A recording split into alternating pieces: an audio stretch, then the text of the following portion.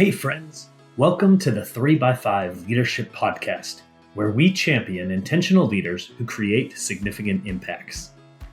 In this show, we seek to share simple, practical strategies to help you live, to lead, and to learn more intentionally. To learn more about 3x5 leadership and to explore all of our resources to help you become a more intentional leader, go to our website at www.3x5leadership.com or check out the link in the show notes. I'm JJ Morgan, a member of the 3x5 leadership team. Thanks for joining us today. In this episode, we are going to discuss what it might look like for us to really embrace the concept of being a servant leader, both at work and at home. We'll discuss the change in mindset that this requires and unpack some of the small actions that can lead to big behaviors to enable you to be truly present and engaged wherever you are. Let's get to it. Have you died today? Sounds like an odd question, I know. But it's the same question that this past week a pastor at our church challenged the congregation with. Essentially, he asked, have you died today? And then went on to explain this concept of dying at the door. He talked about how when he gets home from work each day, he often has to remind himself that he needs to die to himself before he walks inside the door of his home.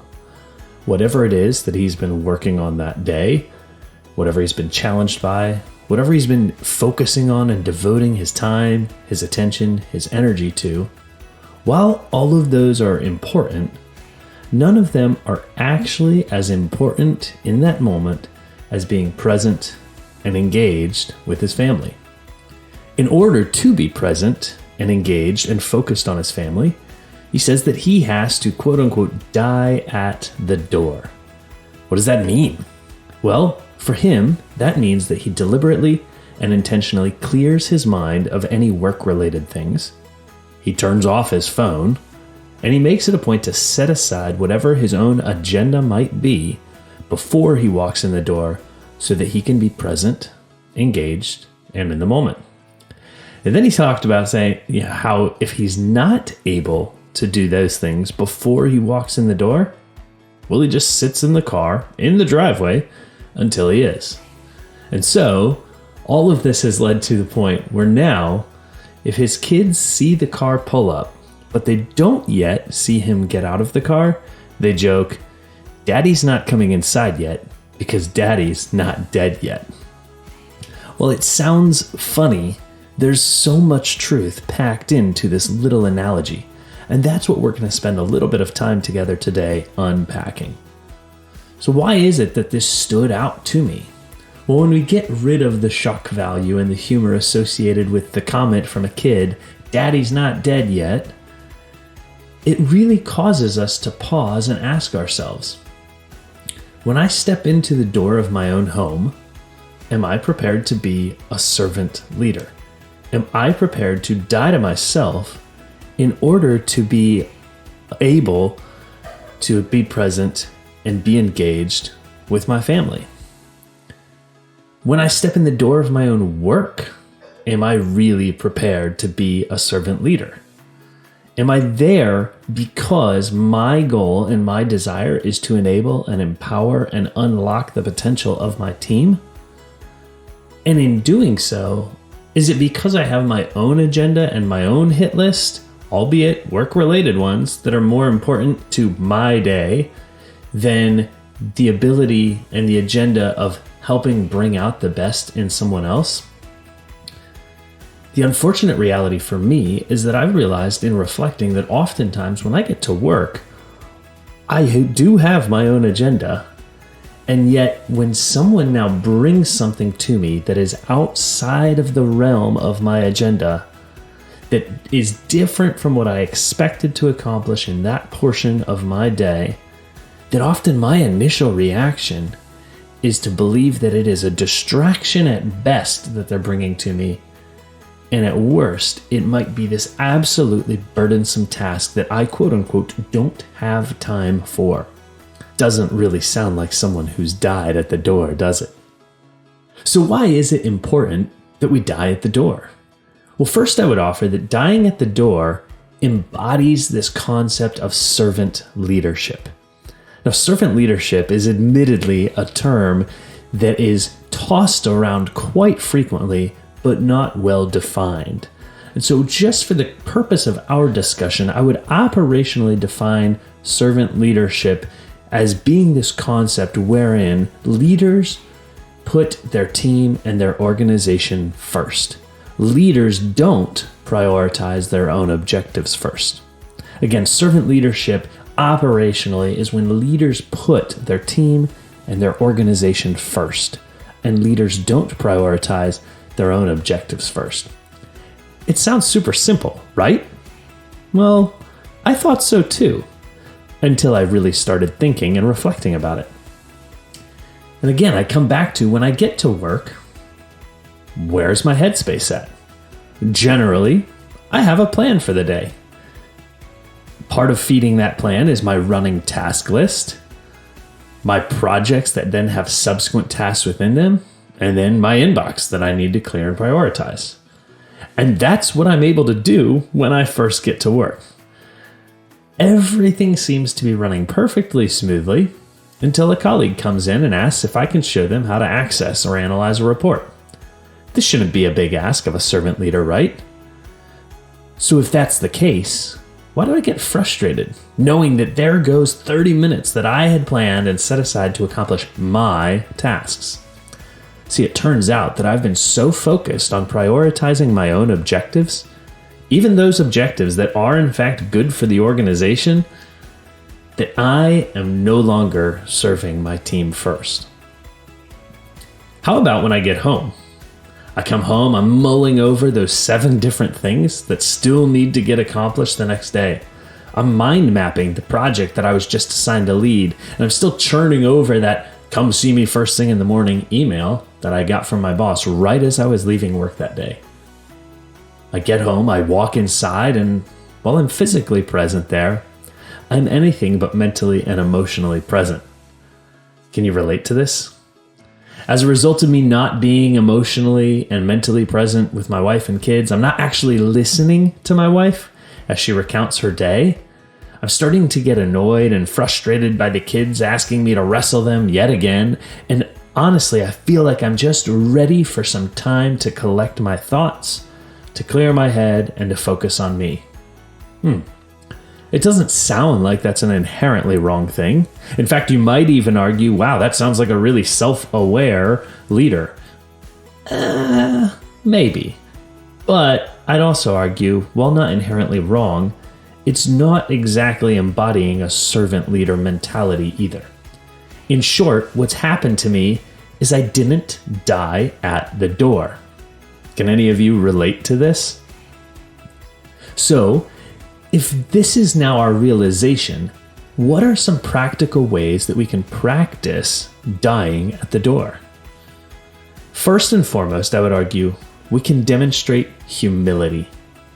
Whether I'm at home, or I'm at work, or wherever else I am, whatever else it is that I'm doing, am I really seeking to internalize that it's not about me? This takes humility as a leader, to recognize that my work has hired me not to be about me, but has hired me to be about the organization and about improving the organization and its ability to deliver value for its key stakeholders.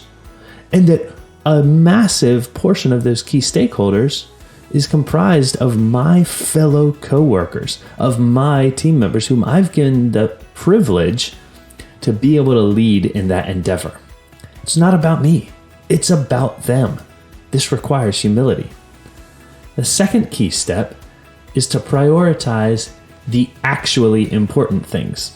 Now you might say that's a weird play on words. Why wouldn't you say the things that are actually important? I would say prioritize the actually important things, because the reality is many of the things that I allow myself to devote my time, my efforts, and my affections and attention to aren't the actually important things. What are the actually important things? Well, I would argue that's the wrong question. It's who are the actually important things. You see, people matter far more than tasks and to-do lists. Whether it's my coworkers, my teammates, or my family, they are far more important than any tasks that consume my energy and thought so easily. How do I show them that? Well, I show them that by giving them my undivided attention. And being able to give my undivided attention to my teammates, my coworkers, my customers, my family, well, that starts with building in a rhythm within my work where I can leave my work at work, so to speak, and where I can leave myself at the door, where I can die at the door. And then the third practical way that we can practice dying at the door, in addition to demonstrating humility and prioritizing the actually important things, is to remember that little actions can lead to big behaviors. So what are some little actions that I can take to facilitate my ability to die at the door? Well, for me, when I get in the car and I get ready to head to work, I typically put on a podcast. On the way to work, this helps wake my brain up. It helps me start thinking and doing, if you will, so that I can get to work primed and ready to get after the things that I need to get after. Now, let's flip that and look at the commute home. When I'm on my way home, that podcast will probably come on again. And this helps me to transition my brain space from work to something else. When I pass the first house at the entrance to my neighborhood on the way into work, I visualize taking things off of the shelf. That list of 7 tasks that I need to complete, well, I start to visualize organizing them by order of priority out on my desk. That email from my boss, the one that says, come see me first thing in the morning, that project mind map that I've been working on, well, I visualize as I'm headed to work where in my day I can best work that in. But I also now try to visualize the quote unquote interruption that I might have from a colleague or a client. And in my visualization, instead of viewing that as an interruption, I seek now to frame it as an opportunity. That's an opportunity to help them accomplish something great for themselves and for their team.